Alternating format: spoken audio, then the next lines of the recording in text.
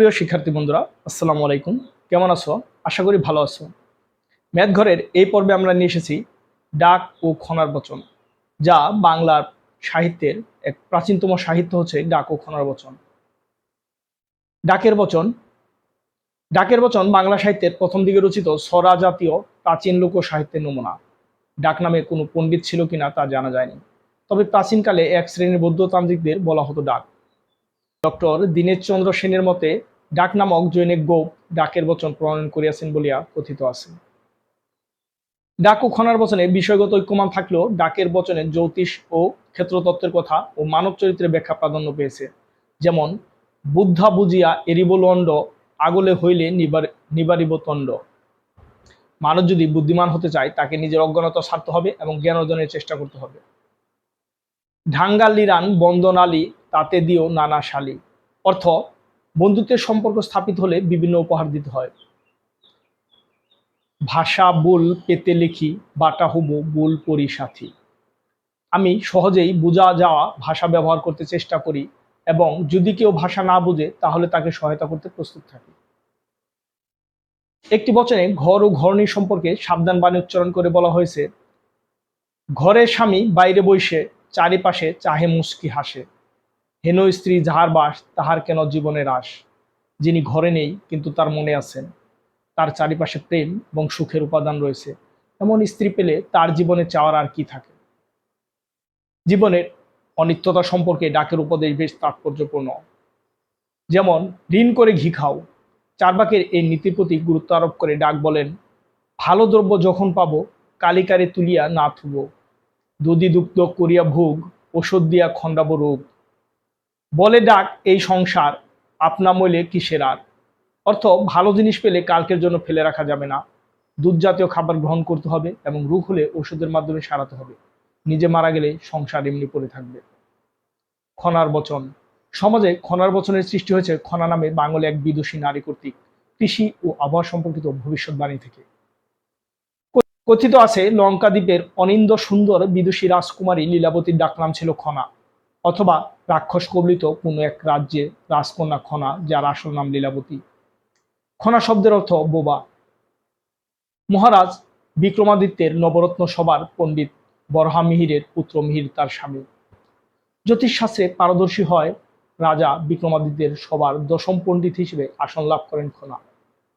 এতে তার পণ্ডিত শ্বশুর বরাহমিহির ঈর্ষান্বিত ও অপমানিত হয়ে শ্বশুর বরাহমিহির তার পুত্রকে খনার জিভ কেটে দেওয়ার নির্দেশ দেয়। তার শ্বশুর পণ্ডিত বরাহমিহির আদেশে স্বামী মিহির তার জিভ কেটে দিয়েছিল বলে সে বোবা ছিল। জিভ কাটার পূর্বে লীলাবতী কৃষি ও আবহাওয়া সম্পর্কে যা ভবিষ্যৎবাণী করেছিল তাই মূলত খনার বচন হিসেবে পরিচিত।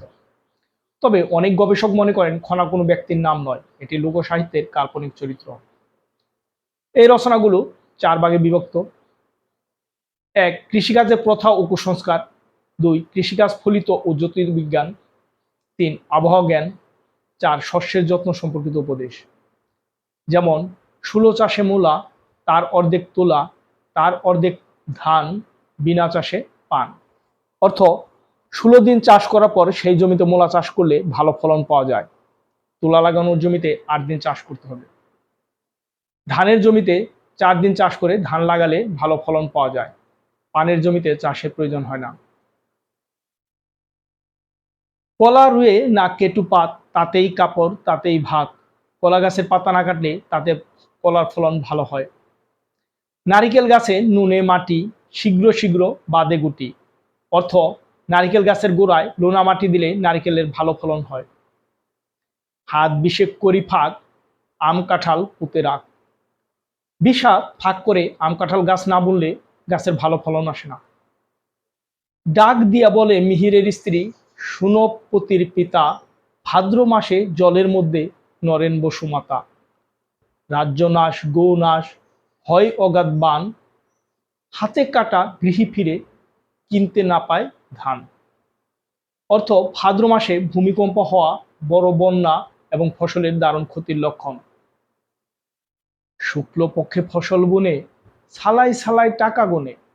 অর্থ, চাঁদের শুক্লপক্ষে ফসল বুনলে ফলন ভালো হয়। আষাঢ় শ্রাবণে টুটে পানি, তার মর্ম পাছে জানি। অর্থ, আষাঢ় শ্রাবণ মাসে বর্ষা কম হলে পরে বন্যা হয়। মানুষ মরে যাতে, গাছলা সারে তাতে। পশলা সরাই গাছলা সারে, গুদলা দিয়ে মানুষ মারে। যে স্থানে মানুষ বাসের অযোগ্য সেই স্থানে গাছ ভালো হয়। পচা দুর্গন্ধ মানুষের জন্য ক্ষতিকর হলেও গাছের জন্য তা উপকারী। বাপ বেটাই করবে চাষ, তাতে পূর্বে মনের আশ।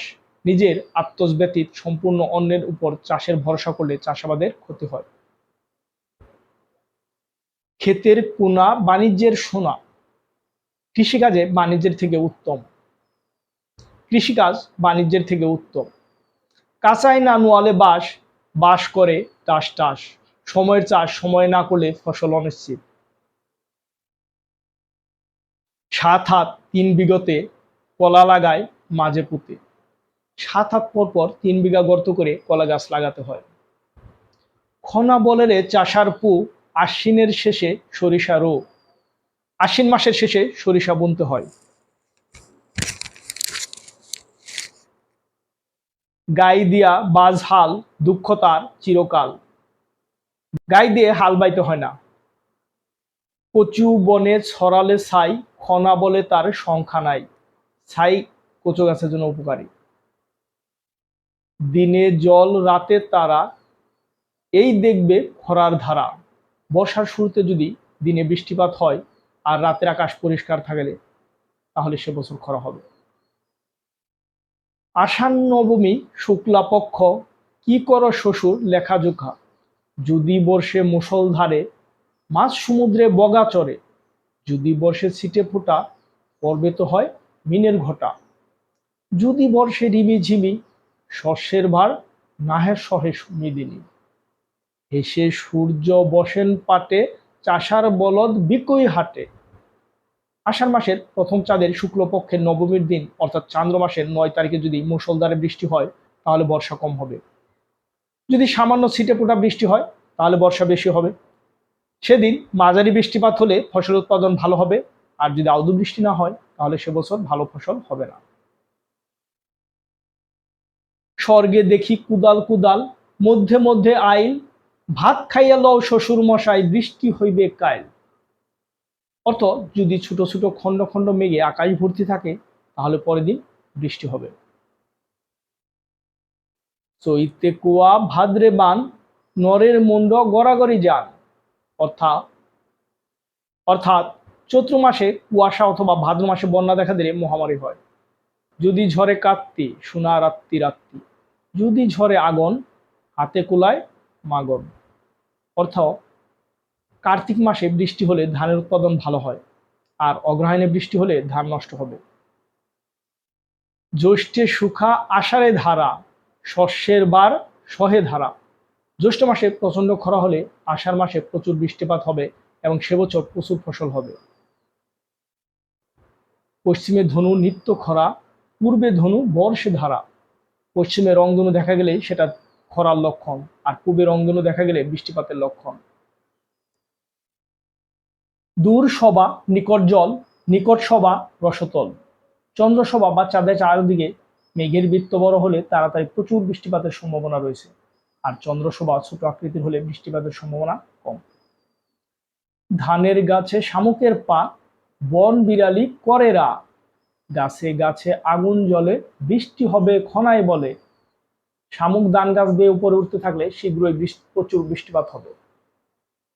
আমে দান তেঁতুলে বান, যে বছর আম বেশি ফলে সে বছর ধানও বেশি হয়, যে বছর তেঁতুল বেশি ফলে সে বছর ঝড় বন্যা বেশি হয়। বিয়ানে আউলি বাউলি, দুপুরে বাউ। দিনে বলে খরানের ঘর যাও। সকালে মেঘলা আকাশ, দুপুরে প্রবল বাতাস খরার লক্ষণ। চাঁদের সবাই বসে তারা, জল পড়ে মুষলধারা। চন্দ্রসভার ভিতরে তারা দেখা গেলে মুষলধারায় বৃষ্টিপাতের সম্ভাবনা রয়েছে। আগে পাশে ধনু চলে, মিন অব্দি তোলা। মকর মুম্ব বিছা দিয়া, কাল কাটায়ে গেলা। পৌষ মাসের 30 দিনকে 12 ভাগে ভাগ করলে প্রতি ভাগে 2.5 দিন করে পড়ে। এর প্রথম ও শেষ সোয়া দিন পৌষের জন্য রেখে প্রথম সোয়া দিনের থেকে প্রতি 2.5 দিন ক্রমে মিন অর্থাৎ চৈত্র মাস থেকে প্রতি মাসের জন্য গণনা করতে হবে। পৌষের এই ভাগসমূহের ক্রমে যে 2.5 দিনে যেরূপ আবহাওয়া থাকবে সেই মাসেও তদ্রূপ আবহাওয়া হবে। ঝড় ভিটায় তুলে ঘর, সে আসে তারই জ্বর। অপরিচ্ছন্ন স্যাঁতসেঁতে জায়গায় ঘর করলে সে ঘরে অসুখ বিসুখ লেগেই থাকে। পীরে উঁচু মেঝে খাল, তার দুঃখ চিরকাল। ঘরের মেঝে চারদিকে ভিটের চাইতে নিচু হলে সে ঘর স্বাস্থ্যসম্মত নয়। আলুহা বেদনা, ভুগে ভুগে মরনা, বদ্ধ ঘর স্বাস্থ্যসম্মত নয়। পূবে হাঁস পশ্চিমে বাস, উত্তরে বেড়ে দক্ষিণে ছেড়ে, ঘর করগে পুতা জুড়ে। হাঁস মুরগির খামার বাড়ির পূব দিকে রাখতে হয়, আর বাজার পশ্চিমে করতে হয়। কলা বাগান উত্তরে এবং দক্ষিণ দিক খোলা রাখতে হয়।